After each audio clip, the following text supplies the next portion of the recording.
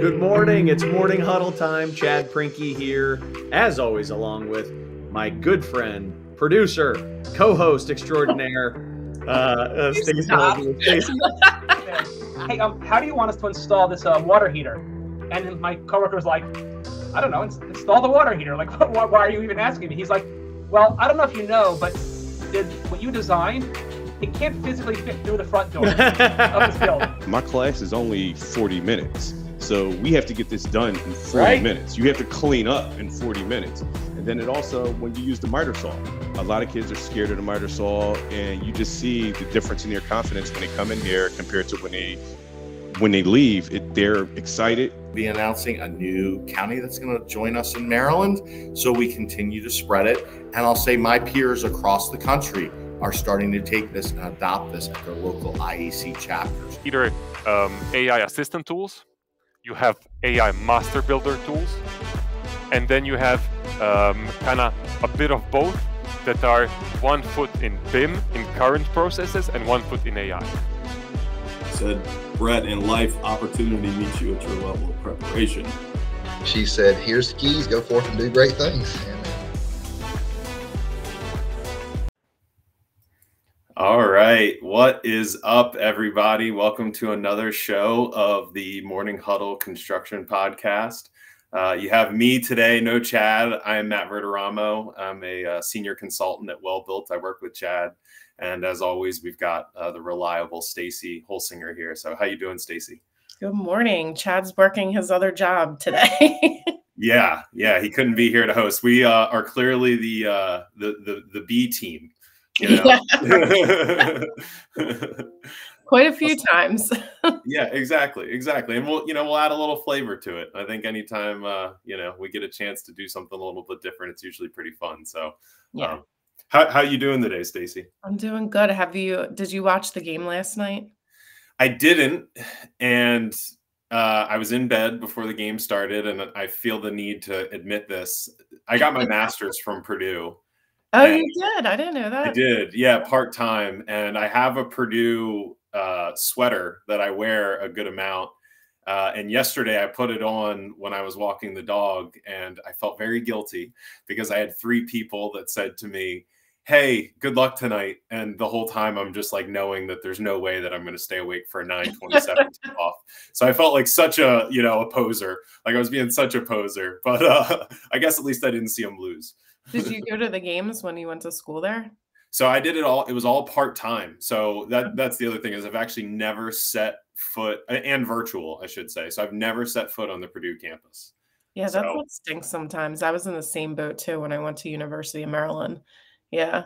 You were off campus. Miss that connection when you're a computer or a virtual type thing. Yeah. Yeah, exactly. Yeah. And it was by design, but so yes, I support Purdue, but anytime anybody asks me, like, I'm rooting for Maryland, 100%, and Purdue when they're in the action is fun. So yeah, sorry to see that they lost. Yeah. Well, good. Well, we've got a cool show today. I'm going to go ahead and bring our guest, Mark Zweig, on with us. Mark, welcome. Good morning.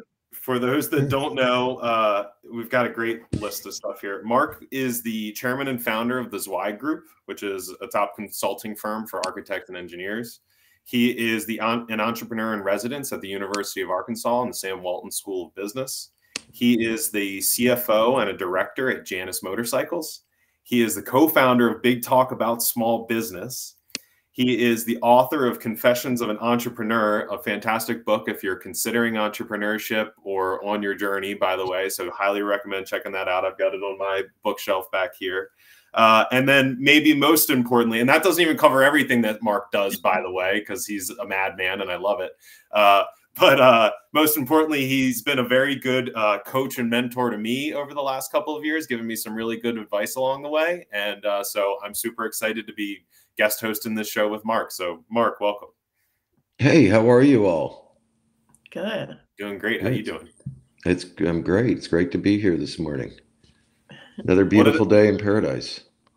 What did I miss on the introduction, Mark? Anything in there that I missed? Nothing important, that's for sure. Good. I like it. I like it. So we're going to be talking about M&A today, mergers and acquisitions. Before we do, Mark, do you want to tell us a little bit about yourself and your story and how you got to where you are today? I really started my career working with architects and engineers in 1980. I just graduated with my MBA at that time.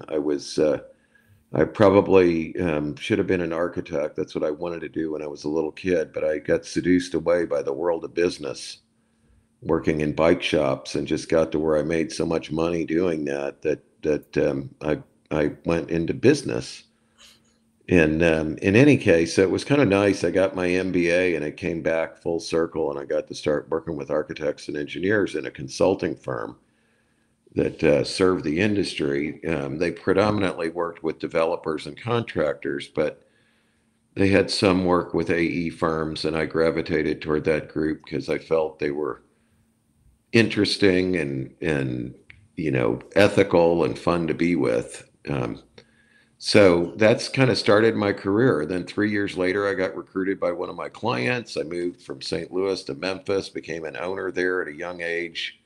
Then I moved to Fort Worth, Texas several years after, went to work for a larger firm, Carter and Burgess. And then in 1988, I started my own business that's today is Zweig Group. At the time, it was Mark Zweig and Associates. Then it was Zweig White, and now it's Zweig Group. But the company is 36 years old in July. Oh, congrats. And we worked with architects and engineers and other related companies, and grew like crazy. We were twice on the Inc. 500 list in the 90s, built the company up, sold it to private equity in 2004. Then they destroyed it, bought it back from, it was taken over by its lenders in 2009. They drafted me back in 2010. We bought the whole company back in 2012, turned it around, got back on the Inc. list in 2013. And then in 2018, sold it back to my other partners there and on a long-term internal deal. And they've done a good job. Its company is still going and blowing and doing a good job working with what we now call AEC firms. I never liked that moniker. Okay. I'll be honest with you. I never liked it because I just think the differences between architects and engineers and contractors are like, it's like comparing peanut butter to oranges. They're just, different. They're not the same. And I hate lumping them all into one category. Yeah. But nevertheless, and our definition of C is really allied consulting firms. But I think that the general public's idea of it is construction. Yeah, and that makes sense. Yeah. So, you're serving all, the professional services. That's right. Of the industry. Yeah, I mean, we do some work for contractors. I'm not going to say that Zweig Group doesn't do work for contractors. They do some. It's just so different. I owned a general contracting company too. I started out in 2005. It got on the Inc. list in 2014. We were design build contractors and developers, and it's just a wholly different animal. That I can say. Mm-hmm. Totally. Yeah, and one of the things that I'm fired up about this conversation for, and why I always like talking to you, is because as you heard in Mark's intro, there's we're going to talk about mergers and acquisitions.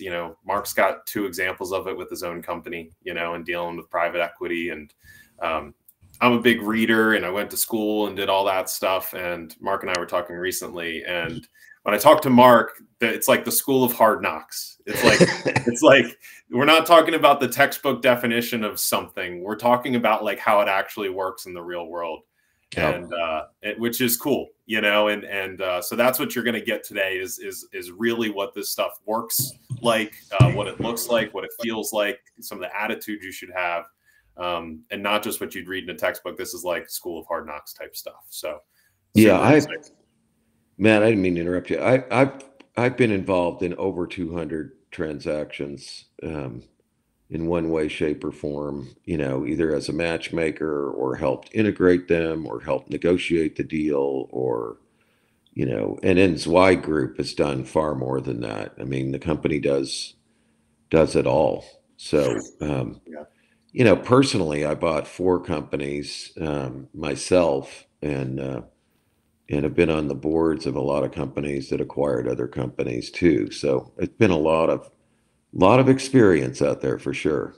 I love it. Yeah. I think it's so fun, and I really do. You know, it sounds like a cliche, but I'm a big believer in the 1 + 1 can equal 3 if it's done right. Yeah, value.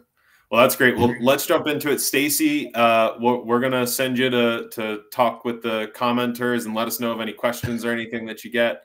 And Mark and I will jump into it. So let's have great conversation in the comments, and we'll talk to you soon. All right. Sounds good. Cool. Thank you, Stacy. All right, cool. So, yeah, and it's super interesting because so much of what you guys do is like an inverse of what we do, where we work, you know, primarily with contractors, and you guys are primarily with the engineers and architects and the other building industry consultants. But I mean, in general, I mean, you've got all of these different experiences. For anybody that doesn't know, what is M&A? How do you qualify, you know, mergers and acquisitions? I don't know. I mean, it's buying and selling companies. It's, you know, that's what it is. There's got to be some external element to it. Otherwise, it would be an internal transition. So external transition, for lack of a better term, is what it involves. Sometimes that's trading equity, and combining companies to make one new company. Sometimes it's an outright sale or purchase. So there's a lot of different ways to structure it, but combining to hopefully be stronger and be a more valuable entity when you're done. So when you've been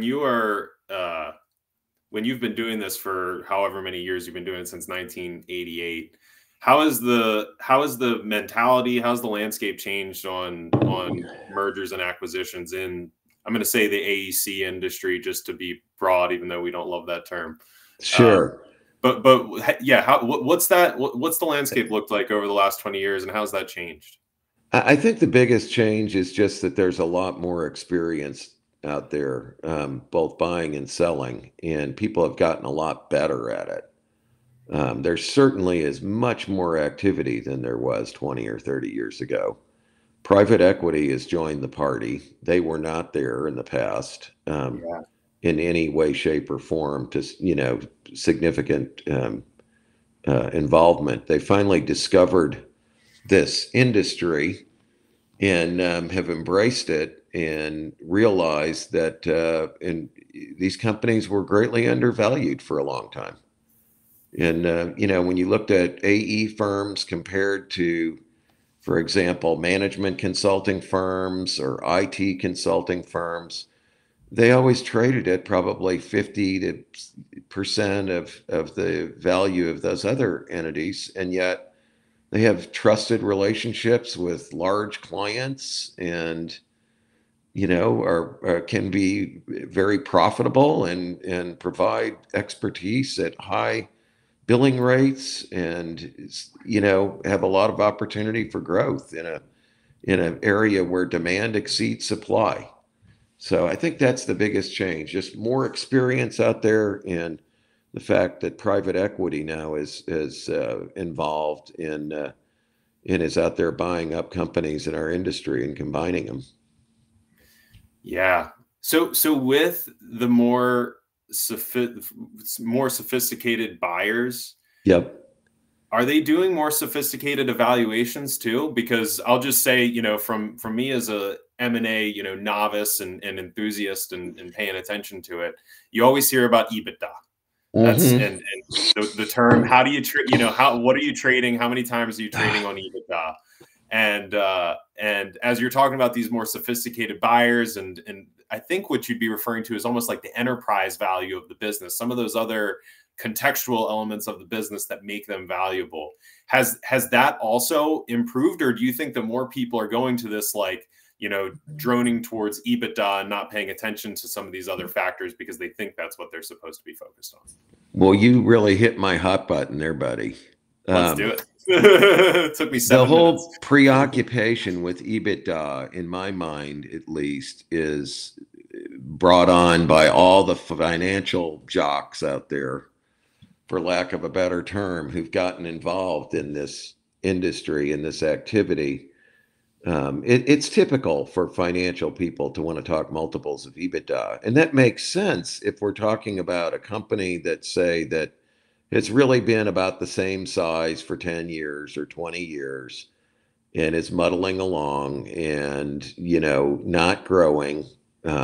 Sure, we can talk multiples of EBITDA if you want about what that company's worth. But, once you start applying a high growth rate to any business, the EBITDA multiples just go right out the window. They don't make any sense at all.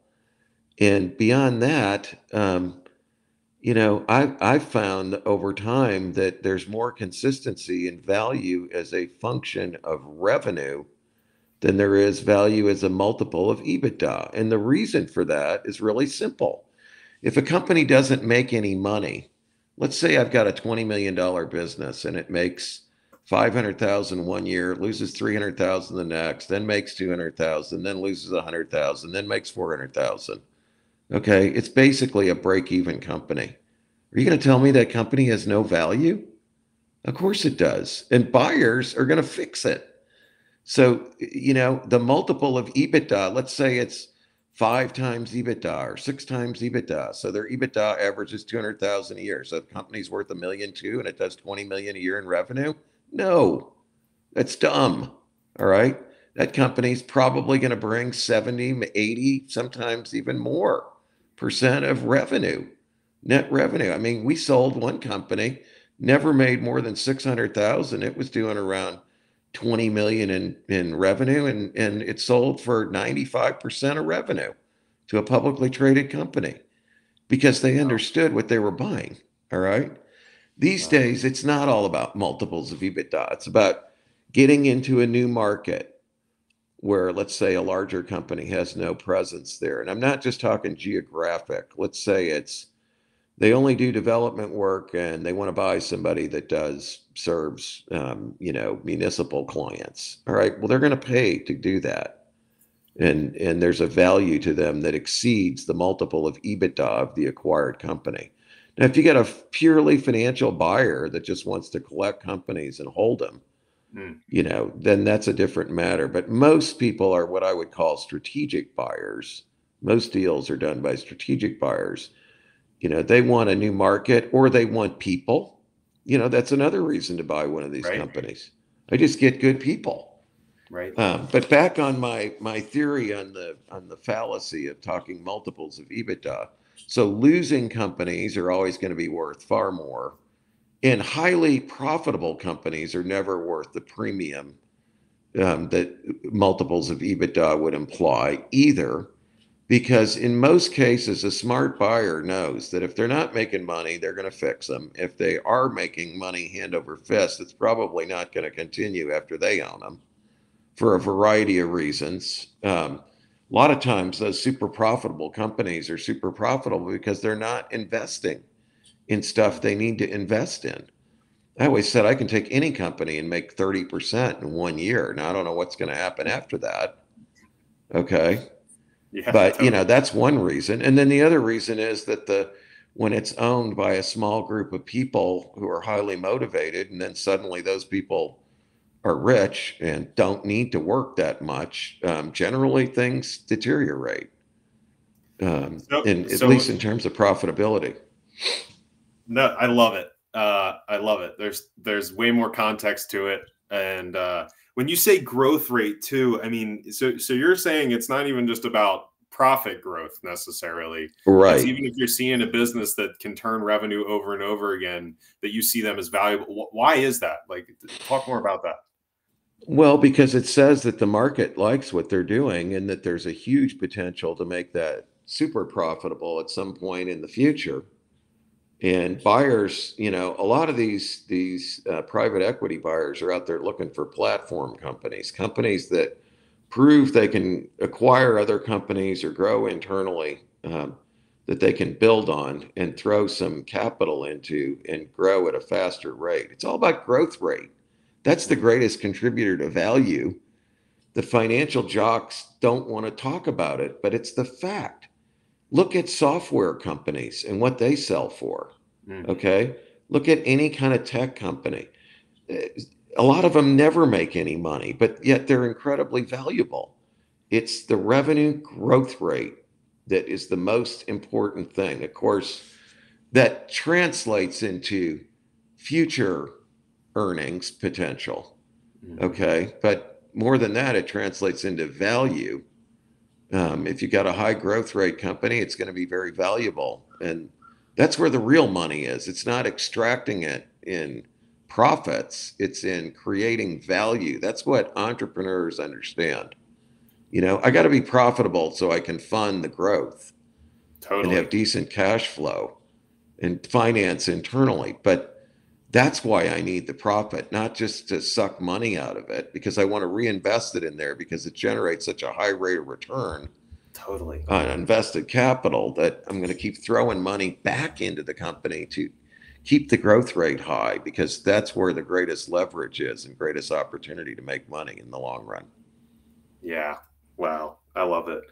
So if you're let's imagine that you're a $35 million contractor and you are planning for your exit over the next, 8 years, right? And I think there's a lot of companies in this position that are over the next 10 years. There's a lot of baby boomers that are shutting down their businesses and everything in that mid-range. What advice are you giving to that $35 million contractor to maximize their exit? My advice is, there's lots of elements to it. I mean, first thing is create a really good business plan. Second thing is commit to being a growth company and stop rationalizing why you're not growing. Third thing is start getting audited financials as soon as possible. Not talking compilations. I'm not talking reviews. I'm talking audited financials from an outside public accounting firm. Fourth thing is have successors in virtually every position, certainly starting at the top, identified who could take over if you're not there.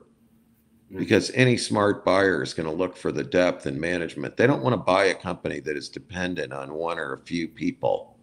And when those people aren't there, the whole thing craters. Okay.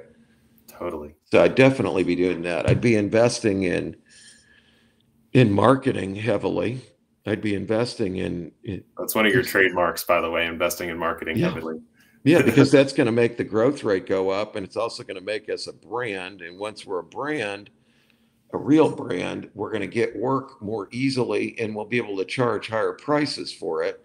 And we're less dependent on the individuals who are there. So it's just a whole series of things that you need to do to really set the stage to make that company valuable. I'm a big believer in selling stock to key people or ownership interest to key people. Nothing wrong with getting some of your top people nailed down and committed to the company and having a chance to benefit from a transaction in the future in some significant way, and that doesn't hurt. I'd rather have a smaller piece of a bigger pie than own the whole pie. There's a lot more liquidity to the former than there is the latter. Totally. Wow. I love it.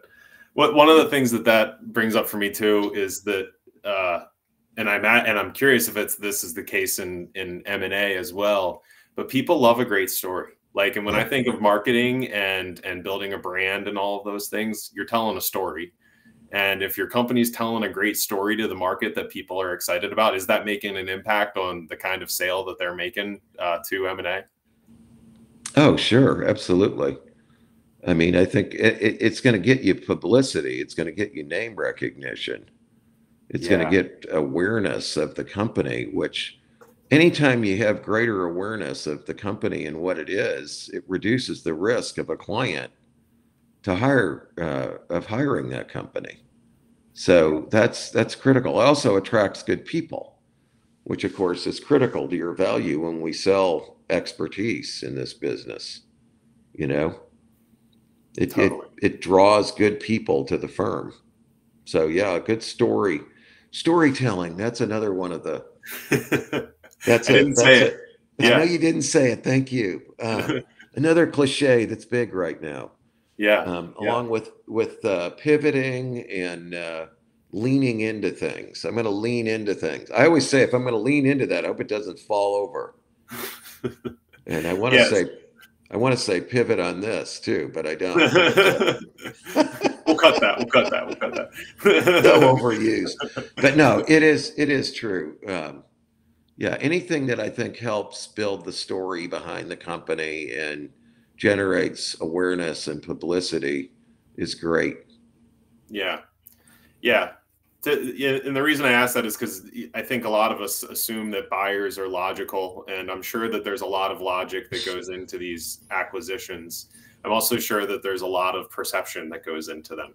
Yeah. And the importance of even having a really neatly detailed business plan. I love that being your first step, because there's a perception that goes along with having a business plan in place that you're actually following. There's a perception of having succession plans in place for your key positions. There's a perception of having job descriptions and roles, clearly defined and a future org chart drafted. All of these things are making your buyer feel more comfortable purchasing you. Again, I would just have to imagine. Yeah, well, you've got systems in place. It looks like you've got sort of a method behind the madness. Yeah, and totally. Yeah, but you talk about emotion involved. I mean, that is so true, especially for the inexperienced buyers. They go down the road with one company. I always like to tell any buyers, or particularly new buyers I'm working with, we need more than one possibility to keep your head clear, because otherwise, as soon as we get down to one, a lot of times they're sort of invested in the idea, we're going to buy somebody, it's going to be great. And then all the red flags pop up and they ignore them and they go ahead with the deal anyway. And that can really get you in trouble. Okay. Because your ego is tied to it, and you're, to buying another company, and you're sort of locked into the idea. Yeah. And then you're feeling slighted that it didn't come up during due diligence and all this other stuff, that it was there, but you ignored it because you didn't want to be wrong. Right. Exactly. That's very interesting. I'm going to give a quick shout out. This is awesome. I'm going to give a quick shout out to our sponsors real quick. And then I got another interesting kind of imagine this type of question. So you can gear up for that while I'm mentioning our sponsors, Mark. Okay. But the first one is Marsh McLennan Agency. They're a full service insurance and bonding agency that services contractors all over the nation. Have heard really good things about them in the middle market. So check out Marsh McLennan Agency. Thank you so much for being a sponsor. Next sponsor is Sandy Spring Bank. They are a regional bank based in Maryland that supports small to mid-sized contractors. A lot of contractors that I know in the market are using Sandy Spring Bank, so highly recommend them. Then we've got Lawrence Law. Lawrence Law is a boutique law firm based in Baltimore, and definitely a trusted advisor to a lot of contractors. If you've ever gone to any ABC events, you've probably seen their team there. And if you need advice on the law side and legal side of your business, give Lawrence Law a call. And finally, Katz Abosch, who is an accounting and strategic advisory firm that services the DMV, and they have a deep expertise in construction. We have a lot of clients that use them as their accountant. I'm sure that they can get you some audited financials, as Mark recommended. So they'll be useful for that. But thank you to all the sponsors. Cool. Mark, the last big question I have on my mind, and this time flies by so fast, and we can take as much time as we need on it, but is if you now let's take that $35 million business, and now you're well positioned. You've got succession plans. in some cases, you don't know the next generation that's coming up quite yet, but you at least are starting to think about it and want to make sure that you're set up for the future. And you're saying, okay, we want to be a $90 million company over the next 3 years, and we're 35 now. And we want to do that by acquiring a couple of companies along the way. Sure. What kind of things are you talking to that owner about? So now not on the sell side, but on the buy side, to make sure that they're getting value for what they're purchasing? Well, there's a lot to that. I mean, honestly, I'm a big fan of buying doggy companies. I like companies that lose money and aren't growing. And I like them because they're cheap and because the employees are glad you're there instead of dreading you being there. Okay. That's really critical. So I'm going to be out there looking for distressed companies. I'm probably going to be a lot more open-minded than some people who I think take the sort of strategic approach too far. An example of that is like, well, we've got to find a healthcare MEP firm that's located in either Columbus or Toledo, and it's got to have between 20 and 30 employees. Okay. Well, I've just like knocked out, 99.9% of the companies that do mechanical engineering for healthcare clients. I'm going to be a lot more open than most people as far as geography, maybe even services and client base, because I'm an opportunistic buyer. That's now I realize not everybody's like that. Okay.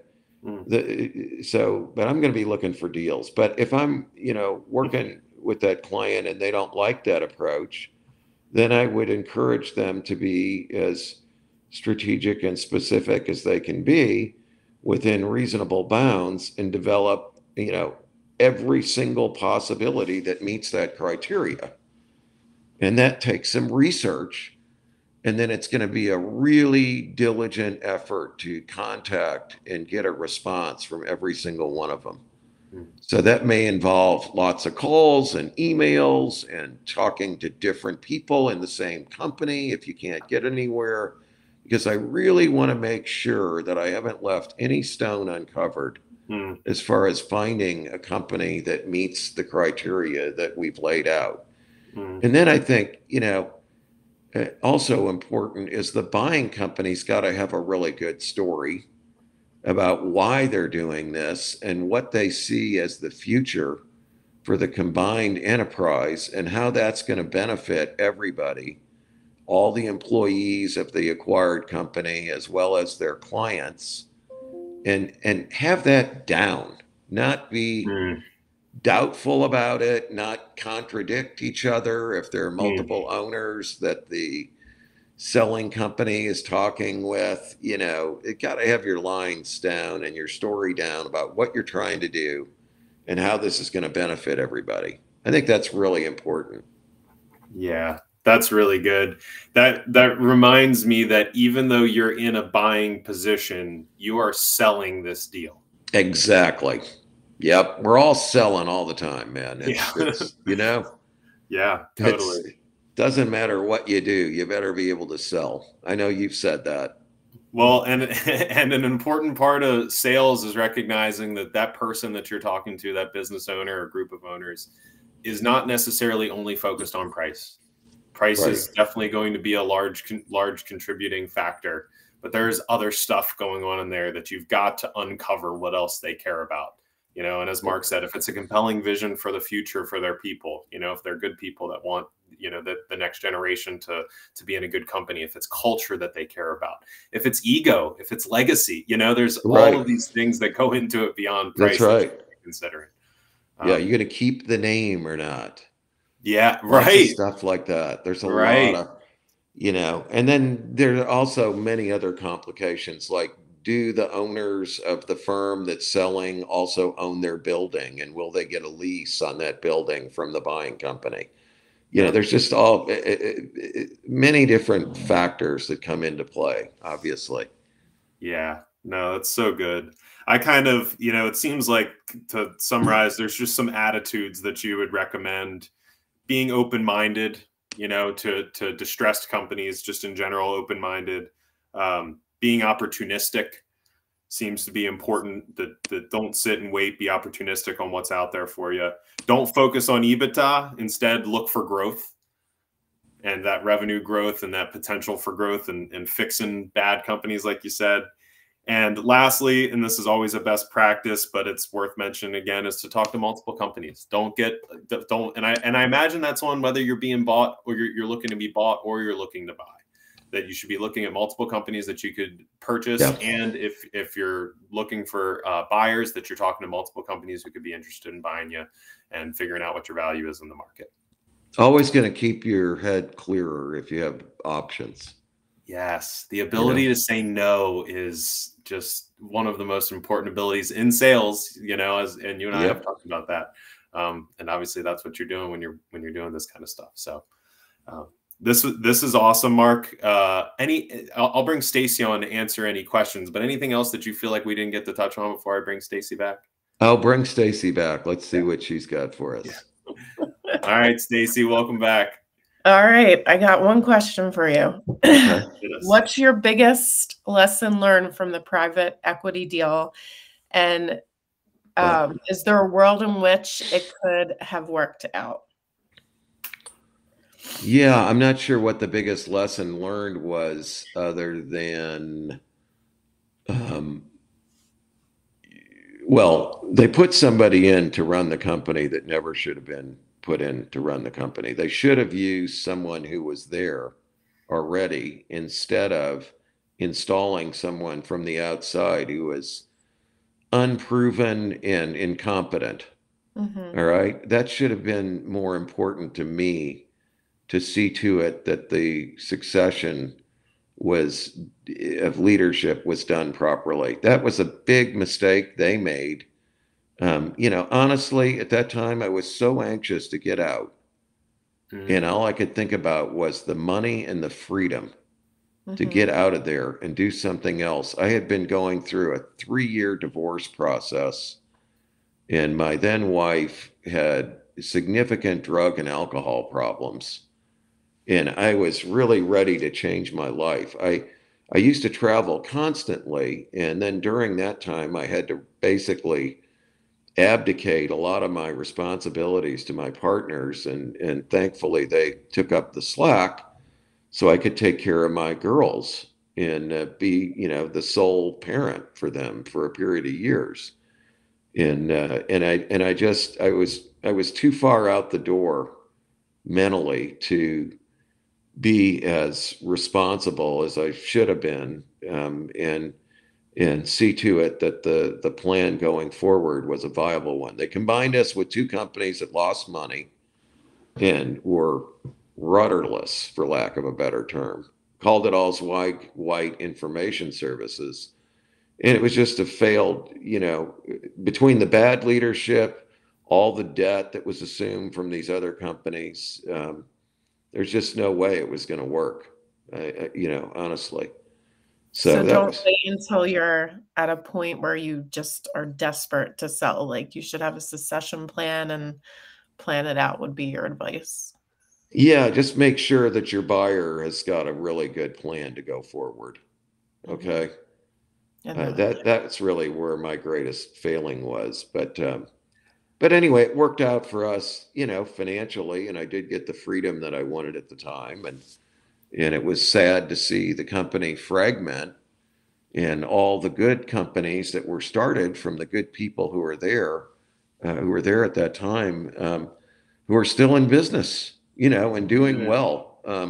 They lost a lot of talent during the years that followed, and it was kind of sad. Now, we got some of that back when we bought the company back, not all of it, but we did get some. But it was it was a shame to see that go, because we had such a great business. We grew by 30% a year annually for 13 years in a row. All right. There's very few companies that can claim that. We were always profitable. We had great cash flow. We never had an average collection period that was as high as 30 days during that entire time. All our capital was internally generated. We had no debt other than a line of credit that we hit occasionally. and no outside equity. And it was a great company. It was, it was kind of sad to see that decline to the state that it was in when we got it back, which was devastated. Mm. Well, I'm certainly glad that you got the opportunity to get it back again and rebuild it too. Yeah. Yeah. It's like a child, I tell my students and in my classes, small enterprise management, that these privately held businesses are like children to the people who started them, and they have a great feeling of pride of responsibility for their success. And it's horrible to see something happen to one of your kids or your business. Yeah, totally. I've been lucky. Good. My kids have turned out great, so don't get the wrong idea. I never experienced that. Never sold the kids to private equity. 5 daughters, they're all fantastic. So that's awesome. Good to hear. Very lucky. Oh, that is awesome. Anything else from the audience, Stacy, or is that what we got? I think that's up. That's it. Awesome. Mark, thank you so much. Do you feel like you got everything out? Anything else on your mind?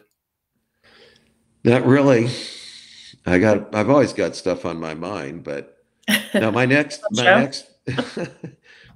editorial in this white letter is like stuff I've wanted to say, but I haven't said it. It's kind of along those lines, unrelated, disconnected thoughts of things I wanted to get out.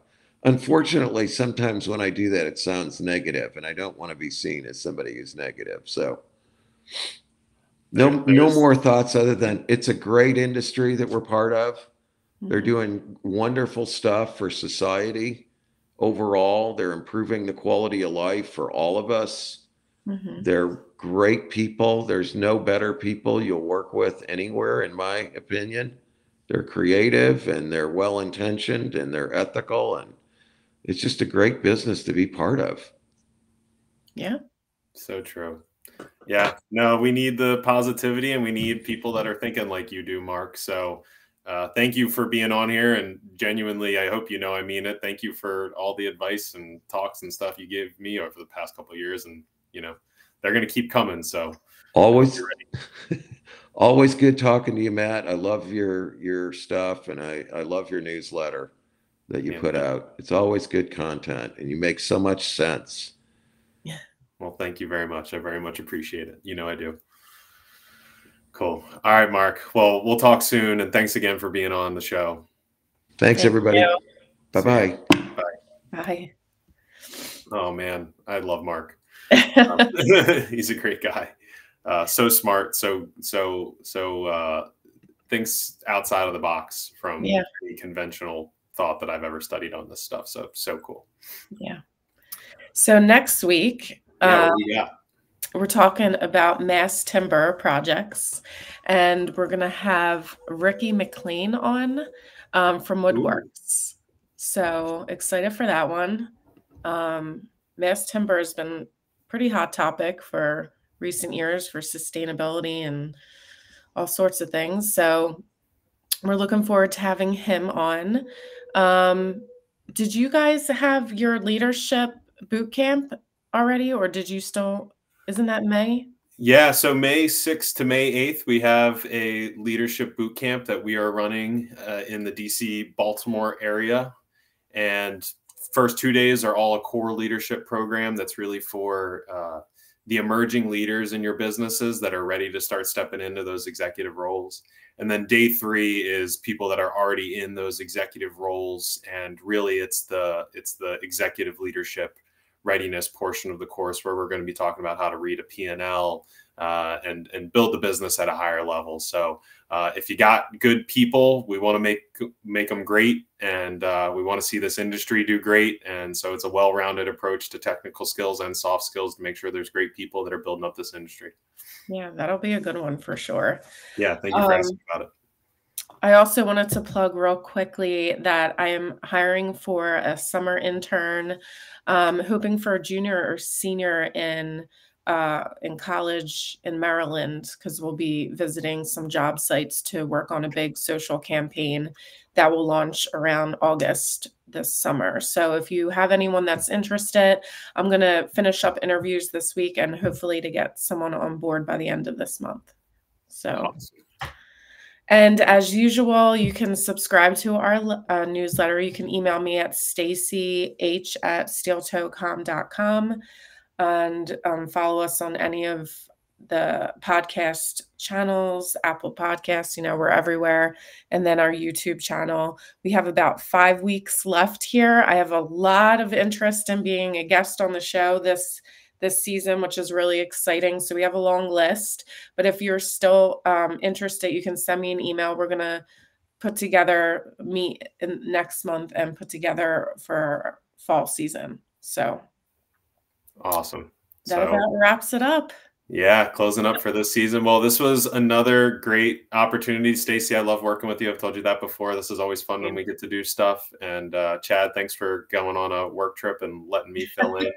And thanks to Mark for a great show. But this was really great. Love the morning huddle, and really glad to be here. Thanks for stepping in. Have a great day. Yeah, you too. Bye.